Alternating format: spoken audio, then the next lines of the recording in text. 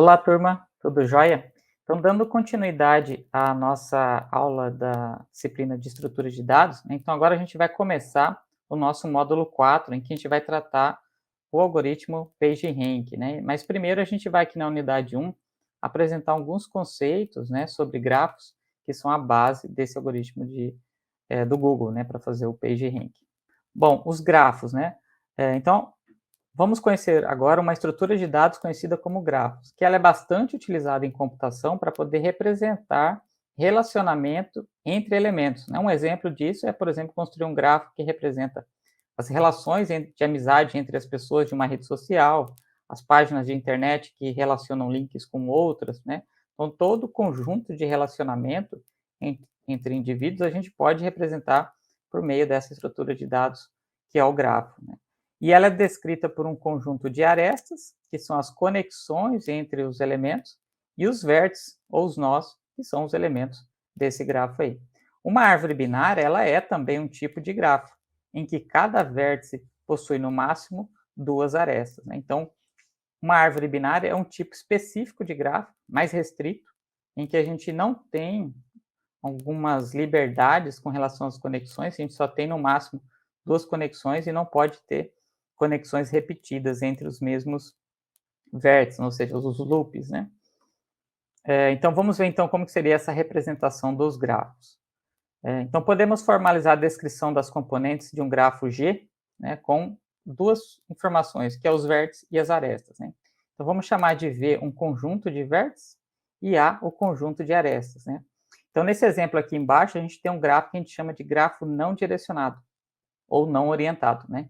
Então, aqui a gente tem os vértices, que seriam exatamente esses nós do nosso grafo, e essas aqui seriam as arestas, né? As conexões que são realizadas entre esses vértices, né? Então, a gente tem o conjunto de vértices correspondendo aos nós 1, 2, 3, 4, 5, o conjunto de arestas correspondendo às ligações da aresta 1, aresta 2, aresta 3, aresta 4, aresta 5 e aresta 6, né? Ou seja, são um conjunto de arestas para ligar esses nós aí.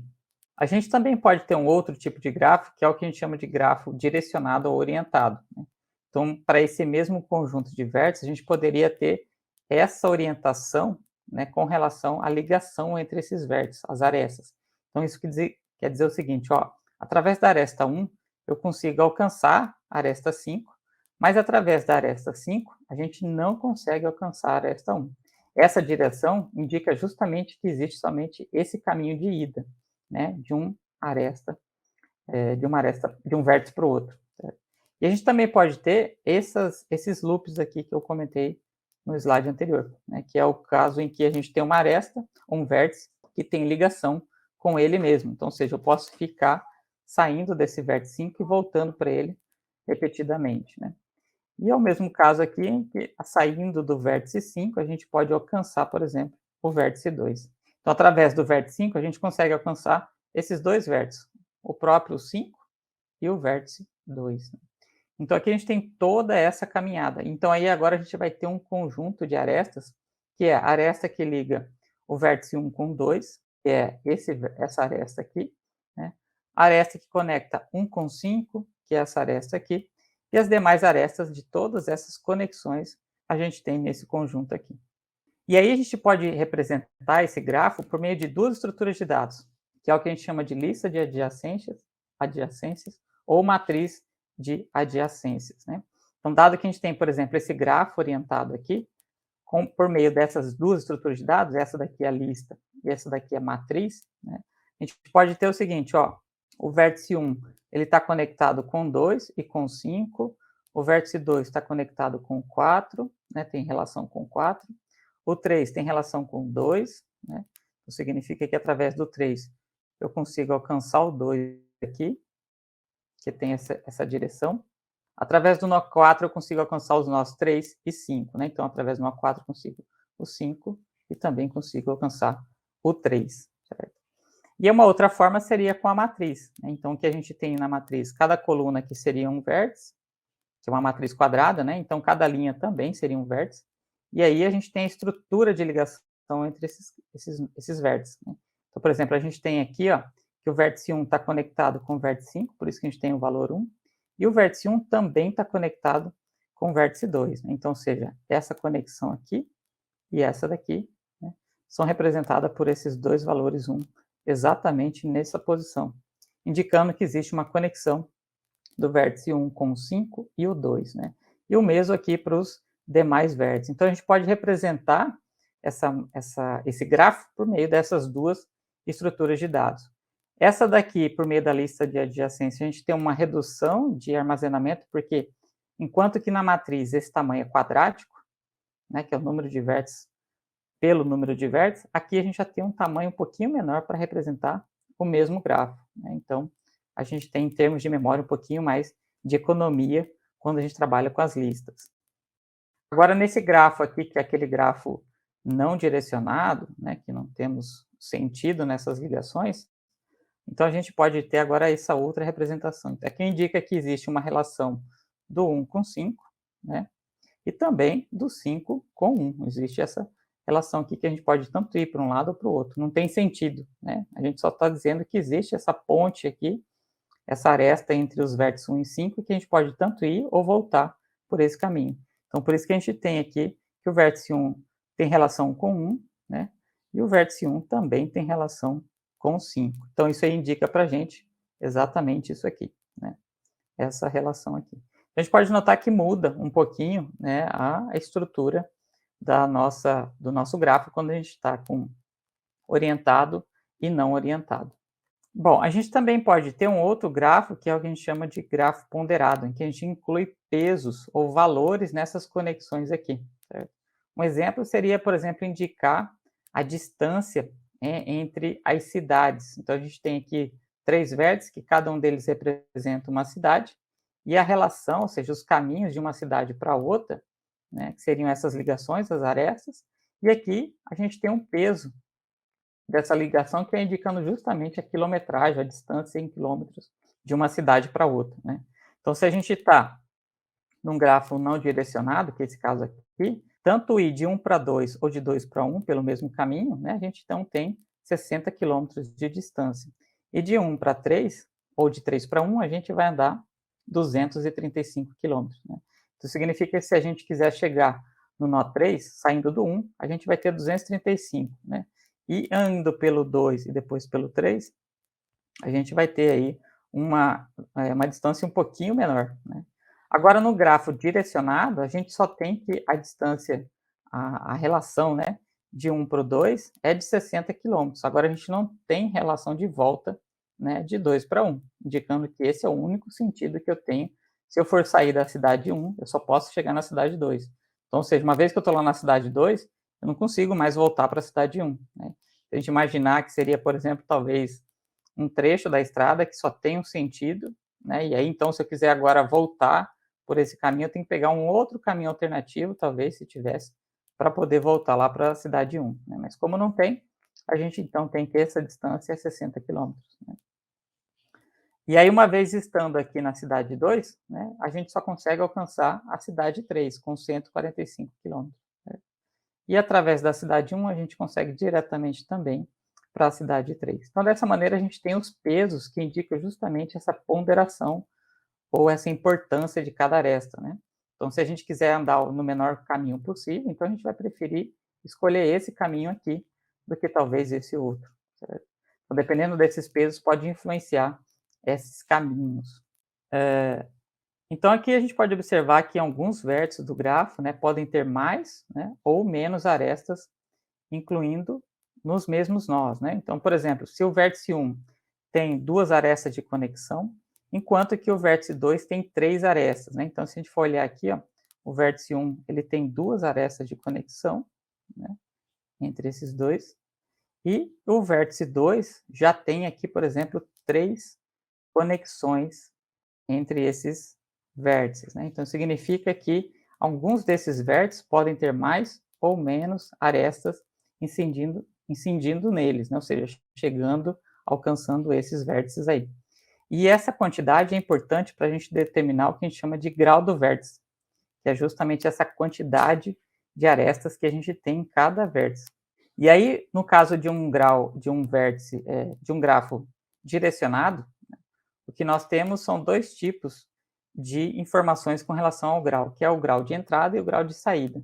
Então, por exemplo, nesse caso aqui desse grafo direcionado, a gente tem aqui para o vértice 2, ele tem entrada 1, vértice entrando, 2 vértices entrando, né, e mais um aqui, que é o de 3, que é o 3 vértices entrando. Então, ele tem 3 vértices de entrada, né, que é a quantidade de vértices que chegam no vértice 2, e a gente tem aqui um vértice de saída, que é o vértice que está saindo, é a aresta que está saindo do vértice 2. Então, a gente só tem somente esse vértice aqui saindo.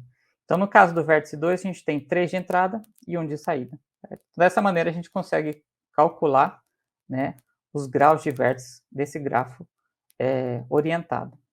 Então, uma caminhada nesse grafo, né, envolve alcançar, então, algum vértice a partir de outro vértice. Então, a gente quer chegar saindo de um vértice, fazer alguma caminhada aqui para poder alcançar um vértice de destino. Certo? Então, a gente vai fazer o que é o que a gente chama de processo de caminhada. Né? Então, aqui essa caminhada vai permitir, então, a gente sair de um vértice e alcançar algum outro vértice de destino, né, por meio desse percurso ou essa caminhada.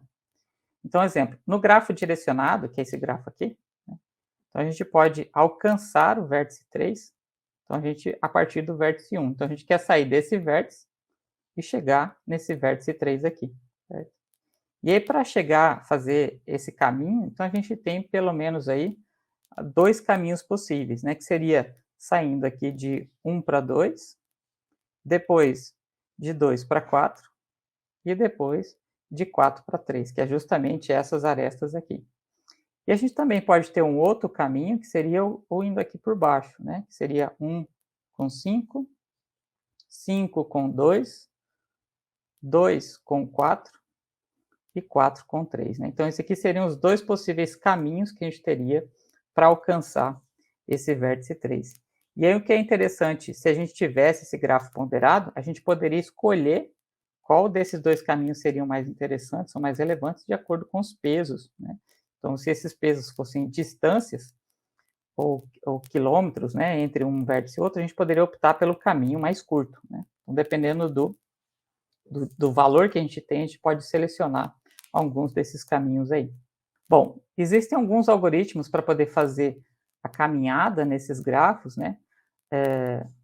E um método simples e popular que a gente tem é a busca em largura, né? Em inglês, esse método de busca aqui, né? Que é a busca em profundidade primeiro, né? Em largura primeiro.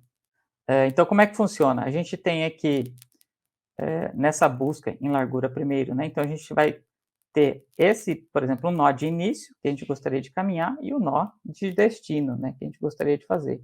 E aí, dependendo do algoritmo, ele vai dizendo para a gente como deve ser essa caminhada. Né?